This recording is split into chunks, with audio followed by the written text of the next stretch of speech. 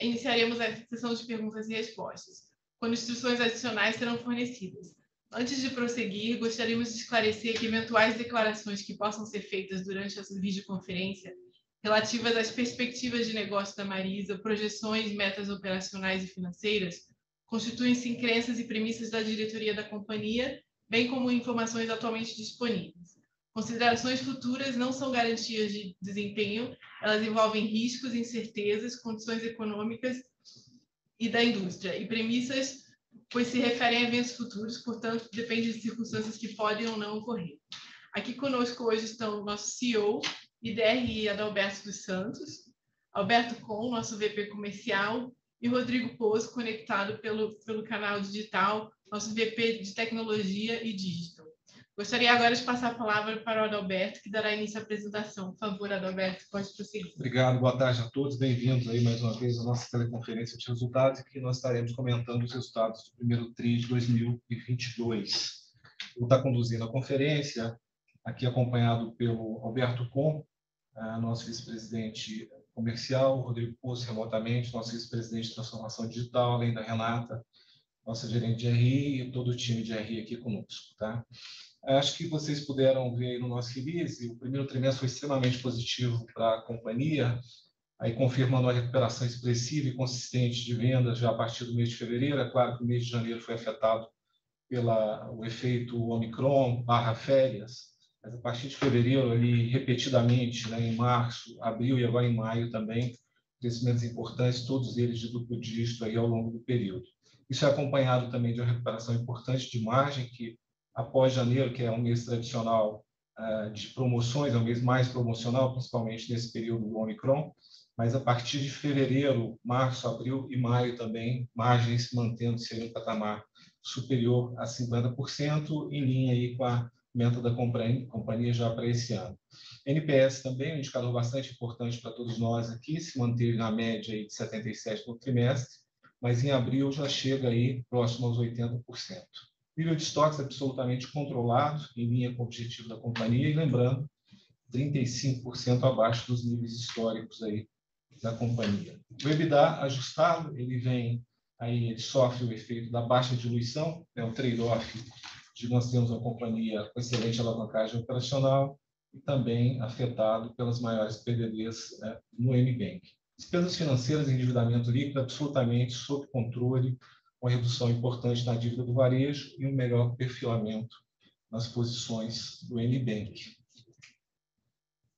Indo para o chart 2 aqui da nossa apresentação, nós temos ali a evolução das vendas do varejo, vendas e same-store, chart da direita, em linha a evolução do same-store, 48% de crescimento contra 2021, 1,5% positivo em relação a 2019, com lojas físicas performando a 57,4% versus 1T21, 5,4% versus 1T19. O mês de janeiro, é claro, impactado pela queda acentuada de fluxo, em função do Omicron, conforme eu mencionei, mas fevereiro, março, na sequência, abril e maio, é claro que esses dois últimos ainda não estados, todos os meses performando em duplo dígito.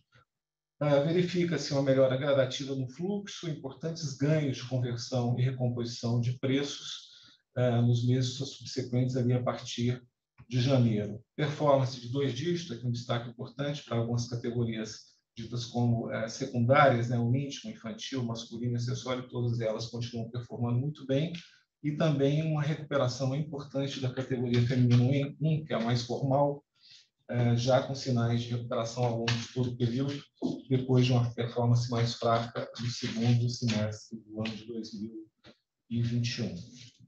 No chart seguinte, a evolução das vendas no nosso canal digital, crescendo 146% contra 1T19, estáveis em relação ao 1T21, devido à base comparativa mais elevada. O nosso app, mantendo-se acima de 60% da participação das vendas daquele canal, se consolidando aí como principal instrumento de vendas no canal digital, já ultrapassando aí 15 milhões de downloads ao final do T22.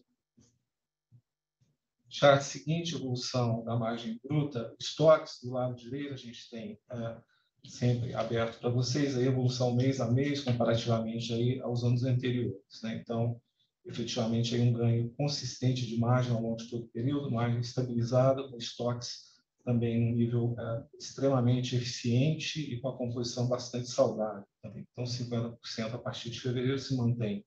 Fevereiro, março, abril, em maio também até agora, num nível acima de 50%, né? Absolutamente em linha com os nossos objetivos e ambições para esse ano. Tá? Isso se deve, é claro, à melhor aceitação das coleções, combinada a uma excelente gestão de estoques, resultado da consistente evolução da estratégia. Isso acaba resultando também numa importante redução de markdown, 77,7%, contra um T21 e 41,2% contra um T20.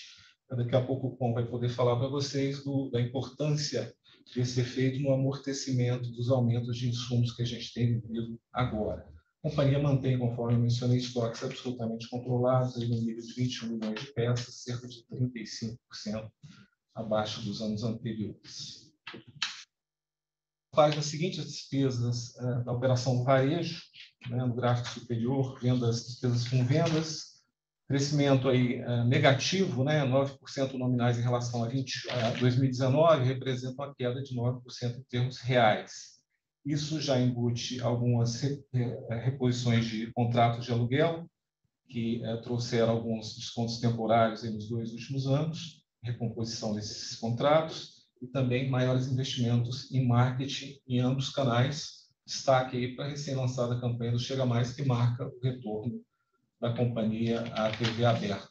As despesas gerais administrativas, também no campo negativo, crescimento nominal de 4,3% ou redução de 13,5% em termos reais. Chart seguinte, a margem de contribuição do MBank, gráfico da direita, uma queda de 146 milhões para 74. É claro que nos 146 milhões de 2021 nós temos ali efeitos on-offs importantes da ordem de 55 milhões, que se retiravam, estaríamos falando de uma queda de 90 milhões para 74, a maioria disso muito em função das PDDs. Destaque aqui para o aumento de receita do nosso Private Label. Todas as linhas de receita do Private Label vêm performando bastante bem, bastante positivamente, reflexo da recuperação gradativa da operação varejo, fluxo em lojas, apesar de ainda em níveis abaixo dos pré-pandemia. Empréstimo pessoal também, né, com a carteira praticamente já reconstituída, e, conforme eu mencionei, um maior nível de PDDs em ambas as carteiras, em linha com o que a gente vem observando aí em todo o mercado. Já havia registrado aqui a questão da simetria de base, com 55 milhões de one-offs num T21. No chart seguinte, a evolução do portfólio do PL, gráfico da direita superior, a linha representa as perdas sobre o portfólio, apesar de alta, até abaixo ali do nível do 1T20, 7%, com os vencidos também, 35,9%, acima do ano passado, mas aí na média do período. Tá? Conforme eu já falei, 7%, né, de perda sobre carteira, isso é reflexo da maior inadimplência verificada no mercado como um todo, derivada aí do cenário macro um pouco mais desafiador. O EFIC, que é um indicador prospectivo, ele traz as rolagens, ele reflete também, de certa forma, essa piora, ele sai de um patamar mais alto em janeiro, mas já indica uma tendência de baixa nos meses de fevereiro e março. Esse processo continua. Esse indicador ele é acompanhado praticamente dia a dia aqui, pessoal. Então, tanto em maio quanto abril quanto maio, a gente continua vendo quedas, principalmente nas rolagens mais curtas. Tá? Chart seguinte, a mesma análise para o portfólio do empréstimo pessoal, um portfólio menor, um portfólio de cerca de 200 milhões, gráfico superior, perda sobre carteira, 7,7%, na parte de barras, ali, o vencido sobre carteira, absolutamente em linha com os anos de 2019, 2020, até um pouco abaixo, 25,7%. Também as rolagens, né, no gráfico inferior, nascem no patamar mais alto, em janeiro, mas já em março elas voltam para o patamar histórico da companhia, refletindo as diversas medidas que a companhia tomou, tanto na concessão quanto no processo de recuperação. Chart seguinte, o EBITDA consolidado da companhia, lado direito, uma figura negativa, 33,9 milhões, refletindo aí o EBITDA do MBank no patamar de 22 milhões, de certa forma, impactado pela solagem, a questão das solagens, e o EBITDA do varejo, 55 milhões negativo, apesar de negativo, apresenta uma evolução em relação aos anos anteriores. O primeiro trimestre, tradicionalmente, é um trimestre mais fraco, traz sempre para o varejo essa questão da diluição de despesas em função do patamar mais baixo de vendas tradicional nesse período. Chart seguinte, o resultado líquido, reflete exatamente essa questão da queda no EBITDA, fechamos com 77,2 milhões negativos, 53 contra 53,4 no 1T21 e 107 no 1T20. Chart seguinte, evolução do fluxo de caixa, a geração de caixa operacional, ela começa impactada pelo EBITDA negativo, 33,951, novo impacto trazido pelo capital de giro, que nessa época do ano é normal se ter uma maior alocação em capital de giro, é típico para esse primeiro trimestre, mas também um impacto aí devido à piora das solagens. A piora das solagens do MBank ele acaba se refletindo no aumento maior de carteiras. Houve também nesse período um aumento de posições de cash collateral, eu posso explicar isso depois, tem a ver com posições em garantia de parceria que acabaram resultando, em função da redução do valor das ações ocorrida em todo o mercado, você acaba tendo uma maior alocação em cash collateral e traz esse efeito. Apesar disso, os 120 milhões de caixa líquido de posições de cash collateral estão absolutamente em linha com o planejado pela companhia para esse momento, fechamento do 1T, e agora o fechamento de abril e meados de maio já estariam totalmente recompostos aí na ordem de 330 milhões. O chart seguinte, evolução endividamento líquido, a posição do endividamento líquido, que alcança 623,5 milhões no total do conglomerado, absolutamente em linha com a posição do 1T21, 612 milhões, a rigor com uma redução importante na dívida da Marisa, a posição varejo, e um melhor perfilamento nas posições do MBank. É claro que o aumento de capital concluído em fevereiro foi extremamente importante para a travessia desse primeiro período do ano. Indo para o nosso chart final, um pouquinho das perspectivas da companhia no restante do ano. É claro que nós temos aí pela frente desafios, aí, principalmente derivados do momento macroeconômico, né? Um ano de eleições, é um ano de Copa do Mundo, ali em dezembro isso traz desafios adicionais, mas a companhia trabalha com um horizonte de recuperação de resultados, mantendo esse ritmo de recuperação de vendas e rentabilidade, mas, é claro, se precavendo em termos de eficiência operacional. Essa recuperação de resultados deve derivar da contínua reconquista de fluxos e produtividade de nossas lojas. Para vocês terem uma ideia, no segundo semestre do ano passado, nós chegamos a ter picos de queda de fluxo de 35%. Essa posição, agora, nos últimos meses, já é inferior a 10%. Esperamos que esse movimento continue em função de tudo que está acontecendo na companhia até o final do ano. Eficiência operacional, é claro, é um foco importante, sempre foi, redução de despesa, principalmente na operação de varejo, e deve ser uma das âncoras também daqui para o final do ano. Retomada de investimentos estratégicos, também esperamos poder estar fazendo isso ao longo desse restante de ano, mas é claro que isso vai ser calibrado aí de acordo com a evolução do resultado, principalmente com a geração de caixa. No âmbito da política comercial, da estratégia comercial, nós devemos ter aí a continuidade da consolidação na transformação comercial e também a continuidade na estratégia de digitalização da companhia. Eu vou passar a palavra agora ao Alberto Pon, que ele vai dar um pouquinho mais de cor nessa questão da transformação comercial, o que nós avançamos nesse primeiro trimestre e o que a gente espera avançar no restante do ano. Na sequência, o Rodrigo Poço vai também fazer as mesmas considerações em relação à transformação digital. Onde é que nós estamos e para onde nós vamos até o final do ano. Obrigado a todos. Na sequência, a gente fica aqui para eventuais perguntas. Boa tarde a todos. Obrigado, Adalberto. Falando de transformação comercial, como você mesmo comentou, em lojas comparáveis, estamos 2 dígitos positivos desde fevereiro e até hoje, até então, em vendas e em lucro bruto. Essa consistência se dá por 4 iniciativas, ou melhor, 4 grandes pilares. Primeiro, pessoas, ou seja, a gente tem esse time completo desde o início da jornada. E o segundo ponto é a criação de uma área dedicada para a inovação comercial.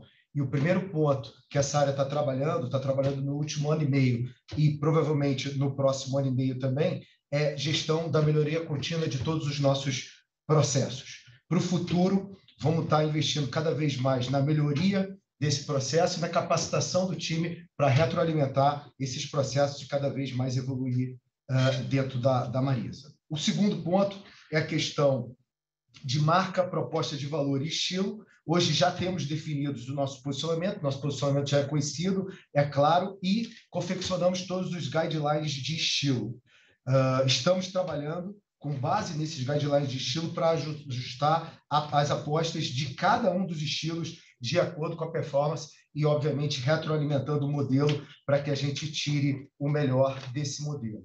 Um terceiro ponto é o ponto de produto e sortimento. Já nesse ponto, nós tivemos várias iniciativas nessa primeira fase e todas dando continuidade para essa segunda fase. E, a partir dessas iniciativas, já estamos tendo os resultados consistentes, como você comentou no início dessa call. Nós revisamos toda a questão de grade de tamanhos, definimos clusters de loja de acordo com tamanho, clima e região, fizemos a revisão de todos os layouts e padronizamos todos esses layouts e avaliamos todas as propostas comerciais e apostas de compra para esse inverno agora. Então, talvez o sucesso desse inverno é que tivemos a oportunidade de revisar isso a começar de um ano atrás, tá? E estamos tendo resultados interessantes nesse primeiro trimestre. Vamos continuar nessa segunda fase a revisar todas essas propostas e, mais do que revisar, a elaborar dentro de um mindset novo, de um mindset cada vez mais objetivo em termos de sortimento, elaborado junto com a consultoria que aqui está nos ajudando. Um quarto pilar é o pilar de modelo operacional. Resgatamos e implementamos conceitos, processos e ferramentas in season e pré-season, desde o nascedouro lá do planejamento. Fizemos isso através de uma frente chamada Organização de Processos, com as principais lideranças do comercial, garantindo a execução e monitoramento de tudo isso. Isso tudo impactou no nosso sortimento, que obviamente impactou positivamente na venda, na margem e na relação com os nossos fornecedores. Acreditamos que a continuidade de todas essas iniciativas que iniciamos há cerca de um ano atrás vai fazer o nosso segundo semestre ainda mais sólido, consistente e ajustado. E ajustado, inclusive, à nossa proposta de valor, como eu comentei aqui anteriormente, e aos nossos objetivos de faturamento e margem também já definidos. Só passo agora a palavra aqui para o Rodrigo Pulso para falar o que aconteceu nesse primeiro trimestre, em termos de transformação digital, como é que foi a evolução e também perspectivas para o restante do ano. Obrigado, Adalberto. Obrigado, Com. Boa tarde a todos. Então, como o Adalberto já comentou, a gente parte de uma base de comparação elevada versus 2021. Então, nesse primeiro TRI de 2022, a gente tem uma venda do digital praticamente estável, ano contra ano, mas o que é importante ressaltar é a forte alta que a gente teve contra o primeiro TRI de 19, foi 146,4.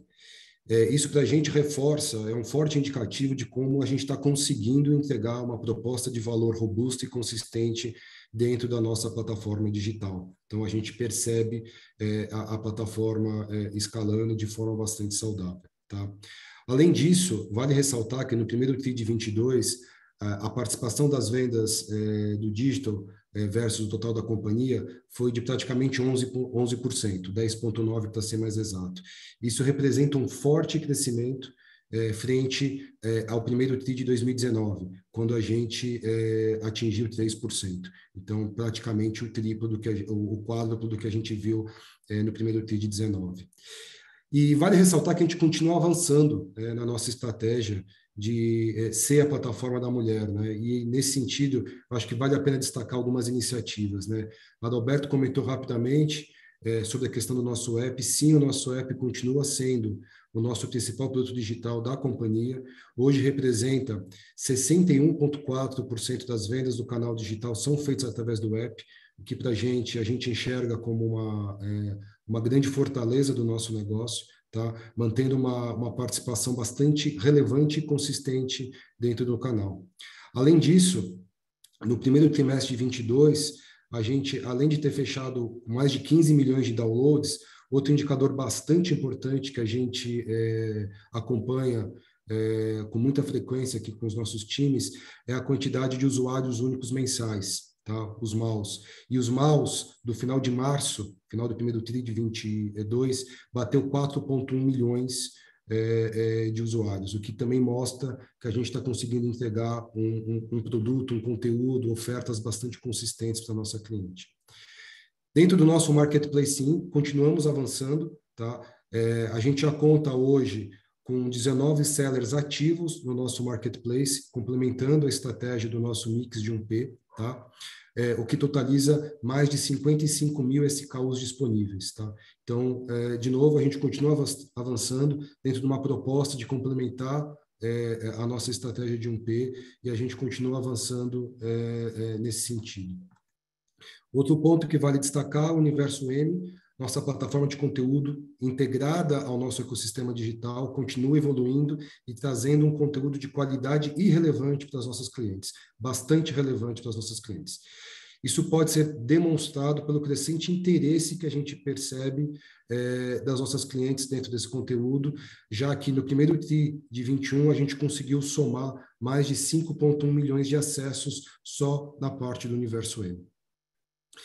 Além disso, a gente também segue avançando com as melhorias e a digitalização da carteira e lançamentos de produtos do MBank. Então, a gente continua evoluindo com a parte de digitalização também do nosso outro grande ativo, que é o MBank na companhia. Tá? Em relação a perspectivas para o restante do ano, a gente continuará avançando na nossa estratégia de omnicanalidade digital para 22, sempre focando em colocar a mulher no centro das nossas decisões. E dentro dessa evolução e consolidação dos nossos processos e produtos digitais, a gente sempre busca entregar uma melhor experiência para as nossas clientes, com impactos obviamente positivos em nosso NPS, conforme o Adalberto comentou, ele está melhorando mês após mês e mirando ganhos de eficiência para o nosso negócio. Na nossa visão, isso gerará efeitos positivos tanto em venda quanto em rentabilidade para os nossos canais digitais e para a Marisa como um todo.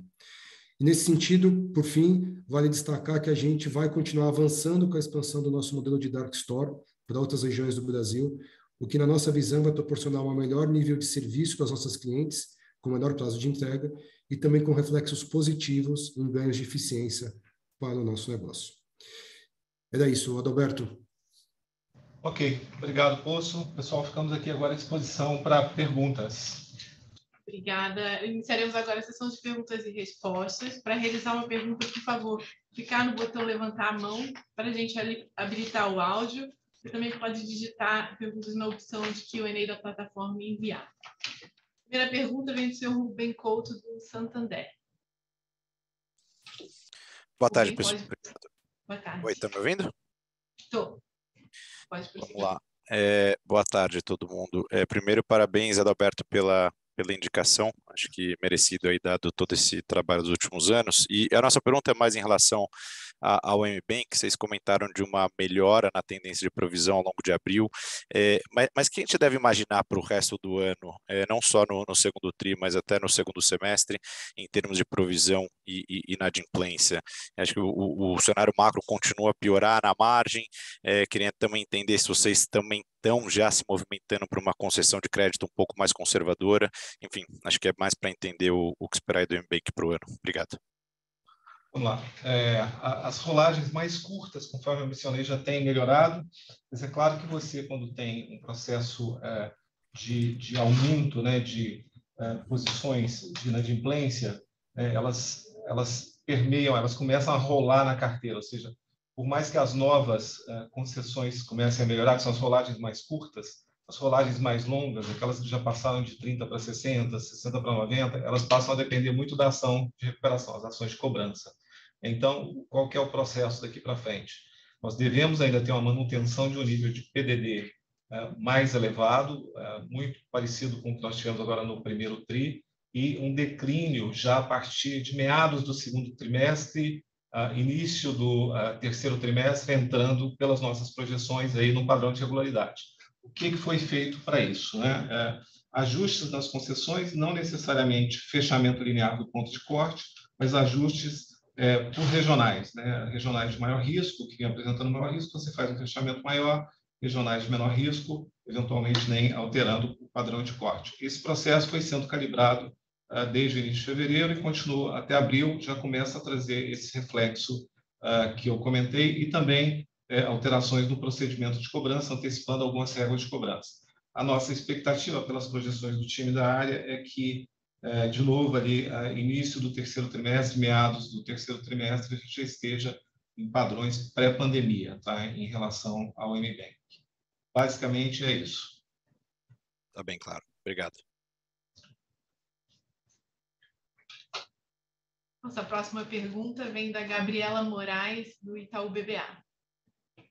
Gabriela, pode prosseguir. Boa tarde a todos, obrigada por aceitar a nossa pergunta. Aqui do lado do Itaú a gente tem 2 pontos, o primeiro deles com relação às vendas, né? A gente viu uma recuperação agora de same-store sales no primeiro TRI, e a gente queria entender um pouco do outlook de vocês para o segundo TRI, se a gente deve enxergar o indicador mais ou menos nesse nível que a gente viu esse TRI, ou se tem também espaço para melhora, dado que janeiro foi um mês mais fraco. E o segundo ponto é bem rápido sobre digitalização. Olhando para o longo prazo, qual é o ponto ótimo que vocês enxergam de penetração de vendas digitais? É isso do nosso lado. Obrigada, pessoal. Gabi, conforme eu mencionei, a gente até abriu aqui alguns números não auditados, né, falando aí de abril e maio, tá? Abril, as vendas mantiveram o mesmo patamar, um patamar ali de duplo dígito, e maio continua, tá? Eu diria que até levemente superior ao que a gente verificou nos meses positivos aí de fevereiro e março, tá? Levemente positivos. A nossa expectativa, principalmente com a entrada do frio aí na próxima semana, um frio mais pesado, né, é que isso acabe ajudando no fechamento do trimestre, né, que é um trimestre de inverno, né, de coleções de inverno. Então, a expectativa para o 2T é bastante positiva, e a expectativa para o terceiro trimestre, daqui a pouco eu falo um pouquinho aí, né, das novidades aí da virada de coleção, também são bastante positivas, né, já que a aceitação das coleções tem sido crescente, e isso combinado aí com o rigor no controle de estoques é bastante poderoso, né?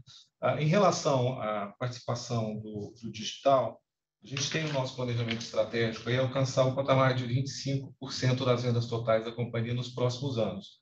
É claro que cada vez mais buscando um balanceamento entre rentabilidade e crescimento, né? Esse é um canal que tende a ter margens mais baixas, então, e tem uma tomada de capital de giro elevada. Então, principalmente no momento como que a companhia vive, né, de bastante cuidado com o fluxo de caixa, esse balanceamento é extremamente importante. Mas, no médio prazo, o nosso goal é alcançar os 25%. Eu passo agora para o Com para passar um pouquinho para vocês aí das novidades positivas em relação às nossas coleções que estão por vir. Adalberto, acho que você já comentou os principais números. Queria só acrescentar que esse Dia das Mães foi o melhor Dia das Mães na Marisa dos últimos 7 anos, ou seja, mesmo antes do período Covid.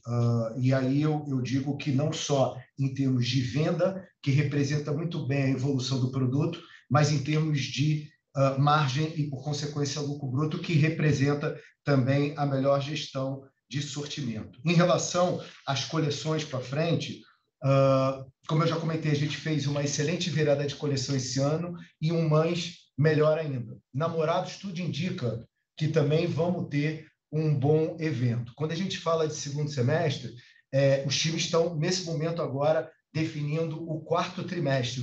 O terceiro trimestre já está completamente direcionado. Então, a gente entende também que vamos ter evoluções bastante similares ao que está acontecendo agora no Dia das Mães ou na nossa virada, e não ao que tivemos em janeiro, que não tivemos crescimento de duplo dígito, mas também não foi o crescimento que a gente esperava. Então, em termos de coleção, é isso que eu tenho para comentar. Em termos de gestão, hoje a gente está fazendo, o Adalberto já comentou que a gente está com cerca de 35% a menos de estoques em relação aos últimos anos, porque a gente entende que, para melhor gestão do sortimento, é muito importante você trabalhar com os estoques que estão nas áreas de vendas e a sua reposição. A gente acredita que quanto mais freshness tivermos nesse produto, melhor é a venda. A performance do produto novo sempre é a melhor em termos de venda e de giro e por consequência, também em termos de margem. Com esse número de menos 35% de estoque e com o giro da nossa mercadoria, a gente está também conseguindo entregar níveis de markdown bem abaixo dos últimos anos. A gente está praticando 37% a menos do que 2019, como a Adalberto já comentou aqui, e 41% a menos de 2020. Então, são números bastante importantes, inclusive, que ajudam a entregar essa margem que a gente está entregando agora. Tá? Obrigado. Obrigada, pessoal. Está super claro. Obrigado, Gabriela. Obrigado. Agora tem uma pergunta do Luiz Ferreira aqui por escrito no Q&A, perguntando sobre a evolução de vendas, que a gente já endereçou agora, mas um pouco mais relativo à contínua pressão inflacionária, se vocês pudessem comentar sobre a pressão atual. Claro. Luiz, eu comento aqui depois. É claro que tem, né, inflação, essa pressão inflacionária, tanto vinda do produto nacional quanto do produto importado.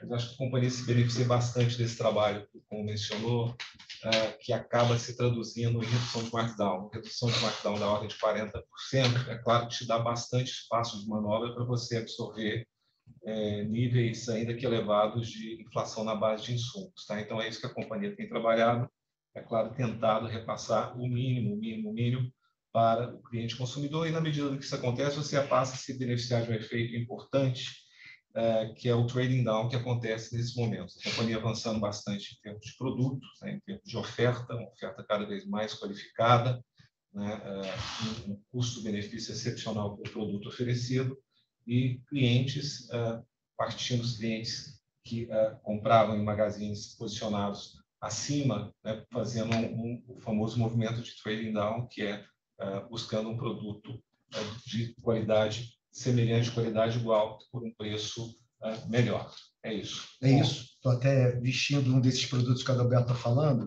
mas eu gostaria de reforçar que, além do markdown, como já foi explicado aqui, e o markdown muito explicado por algumas iniciativas de sortimento faladas aqui anteriormente naqueles 4 pilares, a gente também, no produto, teve uma evolução muito significativa.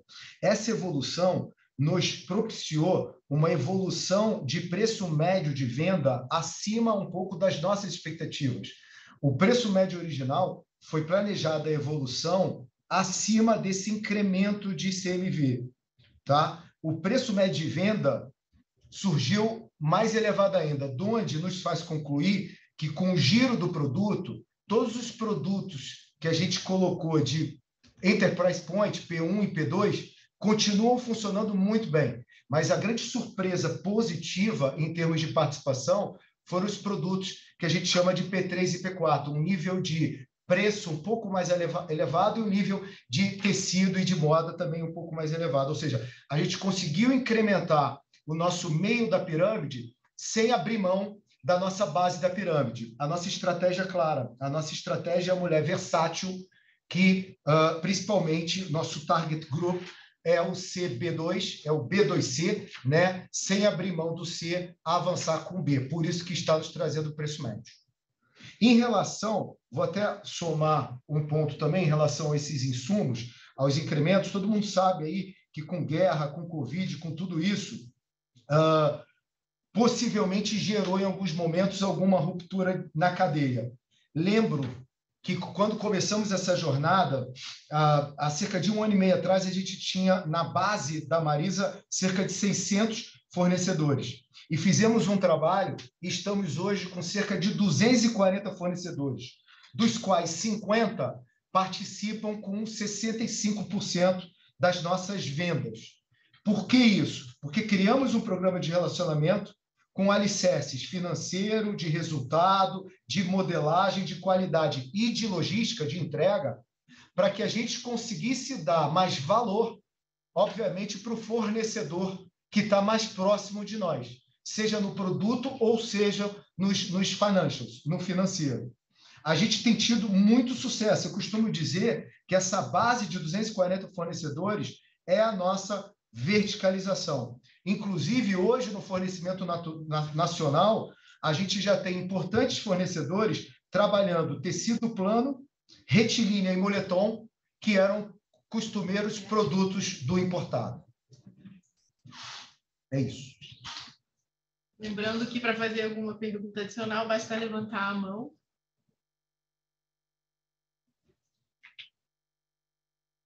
Não havendo mais perguntas, encerramos nesse momento a sessão de perguntas e respostas. Gostaria de retornar a palavra para o Adalberto para considerações finais. Obrigado, pessoal. Obrigado pela participação. Esperamos vocês aí nas próximas conferências de resultado, mas mais do que isso, esperamos vocês aí visitem as nossas lojas aí para comprovar as grandes evoluções aí no nosso produto e na nossa operação. Obrigado a todos. Obrigada.